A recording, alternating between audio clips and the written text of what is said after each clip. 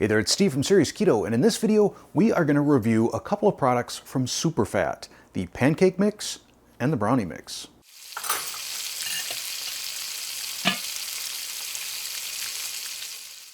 We're going to start by making and baking the brownie mix, and then while that's baking, we'll get some pancakes going.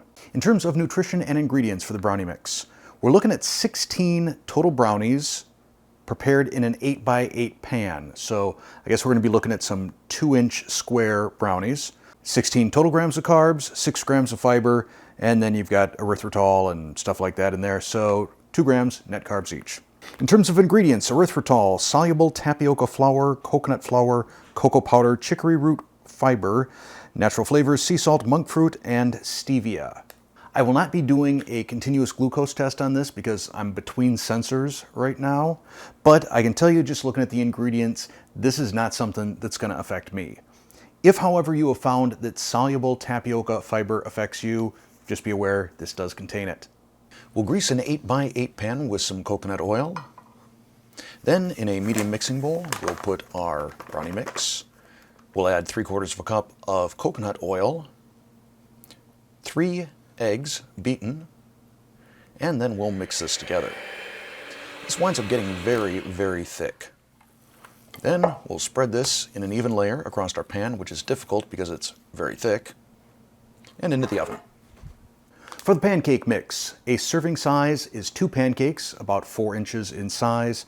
There are 15 total servings, or 30 total pancakes in a bag, if that makes sense. We have 9 grams of total carbohydrates, 4 grams of fiber, and then some alcohol sugar in there for a net 2 grams of carbs per serving, which would be 1 gram net carbs per pancake. For ingredients, almond flour, coconut flour, erythritol, chicory root, tapioca soluble fiber. I think they got the words mixed up there. I would call it soluble tapioca fiber. Milk protein isolate, natural flavors, MCT oil, sea salt, non-fat dry milk, butter, xanthan gum, sunflower lecithin, cinnamon, monk fruit, and stevia. For the pancakes, we'll start with 2 whole eggs, 1 tablespoon of coconut oil, 2 tablespoons of nut milk. We'll whisk this together, then add a 1/2 cup of our dry mix and whisk that in. Then we'll go off to a preheated griddle and make 4 perfectly uniform, perfectly sized pancakes. I will never get hired at IHOP. Do not have the pancake skills. And now for the taste test. So I'm here with my taste testing partner, Connor. and we are going to taste the pancakes first. Okay. All right. Now, for starters, no topping, just so we can kind of get a feel for it. You want to tear a chunk? There you go. You got the big chunk. Okay. You don't have to eat the whole thing if you don't. No. Okay. The texture, I was a little bit concerned with the almond flour. Seems like a lot of things made with almond flour, you get that really gritty sort of texture. Mm-hmm. Now, it's not as light as if you did, like Bisquick or whatever your mom uses. Or Kodiak cakes, is that the thing? That's what we use now. Okay. Could probably go for something a little bit sweeter, I think, a little bit. Really? I think it's pretty, it's sweeter than normal pancakes. Okay. So, it's lighter. It's almost like an egg muffin. You can tell that it's made with mostly eggs. Yeah. Yeah, you can tell that is the case, but it's good. Want to try one with butter and syrup? Sure. Okay. All right, I'm just going to hit this with some pure, it's like stevia, I think, and erythritol. Oh, my God. What, you think that's too much? Yeah, you want some pancake with that syrup? Whatever. After putting syrup on it, I feel like it almost tastes eggier to me. I agree. I think maybe what would be good with this particular pancake is forget the syrup. Yep. Make a sausage patty and have a sandwich, almost, quasi McGriddle. I agree. That would probably be pretty tasty. All right. I'm not a fan of that syrup. No, it's that not. pure. That's not great stuff. Next, we have our brownies. I kind of feel like if there's going to be a food object we drop on the floor, like we tend to do weekly, it's going to be this. So I'm going to try not to make any wild gestures. But it's still warm.